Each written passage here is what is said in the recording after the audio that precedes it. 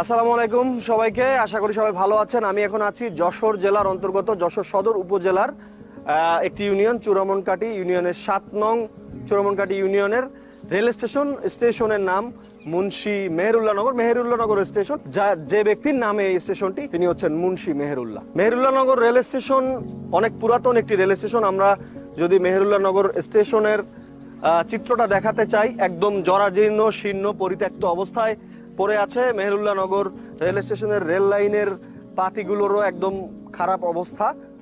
এই স্টেশনটি পড়ে আছে পরিত্যক্ত অবস্থায়, কিন্তু এটা পরিত্যক্ত অবস্থায় থাকতে পারতো না। এই স্টেশনই একসময় নাকি মূল স্টেশন হওয়ার কথা ছিল, এরকমটাই জানা যায়। প্রথমে বলতে চাই মুন্সি মেহেরুল্লাহ সম্পর্কে। মুন্সি মেহেরুল্লাহ একজন ইসলাম ধর্মের প্রচারক, কবি, সাহিত্যিক ছিলেন। তিনি বেশ অনেক সমৃদ্ধশালী লেখালেখি করেছেন, তার অনেকগুলো বই পাওয়া যায় এবং তিনি ইসলাম ধর্ম প্রচারে অত্র এলাকায় কাজ করেছেন, মানুষদের জন্য সমাজ সেবা করেছেন এবং তিনি হানাফি মাযহাব এবং ইসলাম ধর্মের যে বিভিন্ন মাযহাব আছে, এই মাযহাবগুলোর মধ্যে দ্বিমত দূর করার জন্য কাজ করেছেন। তো তার এই রেল স্টেশনটা এখানে জরাজীর্ণ অবস্থায় পড়ে আছে।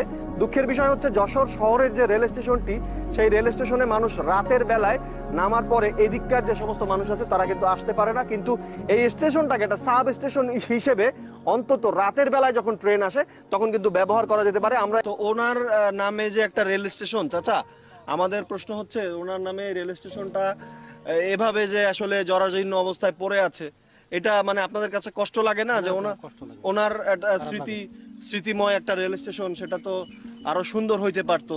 মানে এটা রেল স্টেশন না হোক, ওনার নামটাকে বাঁচিয়ে রাখার জন্য তো এই জায়গাটাকে ইয়ে হতো। আমি তো যশোরে আসি মাঝে মাঝে, যখন রাতের বেলা হচ্ছে আমরা আসি, তখন কিন্তু রাতের বেলা এদিকে আসা যায় না। আমার নানা বাড়ি চূড়ামনকাটি, তো এদিকে কিন্তু রাতের বেলা গাড়ি ঘোড়া আসতে চায় না। তো এই হিসাবে কি আপনাদের কি দাবি জানানো উচিত না যে আপনাদের এই রেল স্টেশনটাও চালু হোক?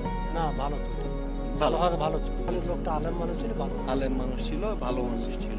তো ওনার তো অনেকগুলো বই আছে, সেটা কি আপনি জানেন? না, বই সম্পর্কে আপনি জানেন না? ওনার লেখা অনেক বই আছে। হ্যাঁ, ওনার অনেক বই আছে, সেই বইগুলো আসলে আমাদের সবার পড়া উচিত। বিশেষ করে আমরা যারা ইসলাম ধর্ম অনুসারী, আমরা যারা প্র্যাকটিসিং মুসলিম হতে চাই, তারা কিন্তু তার বইগুলো পড়া উচিত।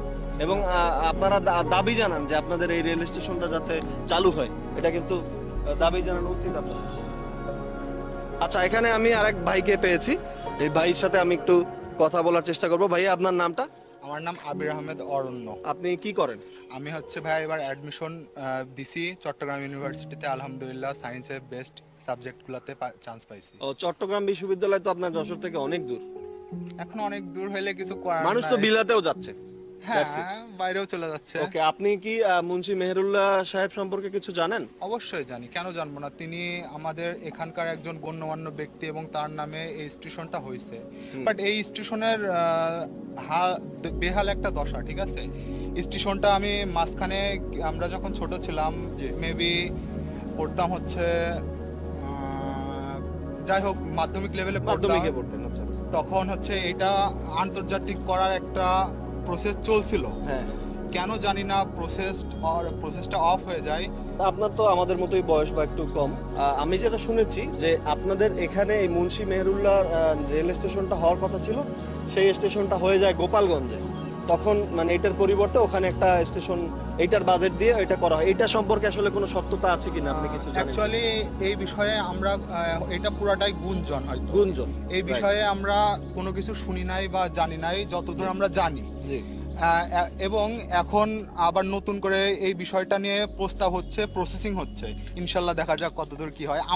আমার দাবি, পার্সোনাল ভাবে আমি একজন সচেতন নাগরিক দেশের, আমার দাবি যে আপনারা প্লিজ অধিদপ্তর করেন এই জিনিসটার, প্লিজ অধিদপ্তর করেন, যাতে এই পুরা সিস্টেমটা, ঠিক আছে, একটা আইনি আওতার ভিতরে এসে যাতে সিস্টেমটা চালু হয় এবং যতটা দুর্নীতি কম হবে ততটা জিনিসের মান ভালো হবে। যে আমার হচ্ছে দাবি যে আপনারা অধিদপ্তর করে জিনিসটা চালু করে দেন। এখানে যদি হয় তাহলে আমাদের সামনে ভার্সিটি অল্প দূর, এখান থেকে হয়তো 2 থেকে 3 কিলোমিটার। বড় একটা জনগোষ্ঠী ওখানে জনগোষ্ঠী সারা বাংলাদেশ থেকে যেহেতু জনগোষ্ঠী আসছে, সেহেতু আমাদের উচিত খুবই দ্রুততার সাথে এই স্টেশনটা আন্তর্জাতিক করা, যাতে আমাদের মানে জাতীয় যোগাযোগ ব্যবস্থা আরো আন্তনগর উন্নত হয়। আন্তনগর ট্রেনগুলো যাতে এখানে দাঁড়ায়। জি, এখানে জাস্ট মেবি 2টা ট্রেন দাঁড়ায়, তাও লোকাল, তাও টাইমলি আসে না। আসে না। জি, ঠিক আছে, ধন্যবাদ। এটাই আমার দাবি, আপনারা অধিদপ্তর করেন। জি, আমরাও এটা নিয়েই কথা বলছিলাম যে এখানে আসলে থ্যাংক ইউ। Thank you. আমাদের যশোর রেল স্টেশন থেকে অনেক দূরের জায়গা, তো আমরা যেটা শুনলাম যে অনেকেরই দাবি এখানে পাশে বিশ্ববিদ্যালয় রয়েছে এবং এখানে একটা রেল স্টেশন হওয়া উচিত, এবং বিশেষ করে জনাব মুন্সি মেহেরুল্লাহ ওনার স্মৃতি রক্ষার্থে এই স্টেশনটা সংরক্ষণ করা উচিত। ধন্যবাদ সবাইকে।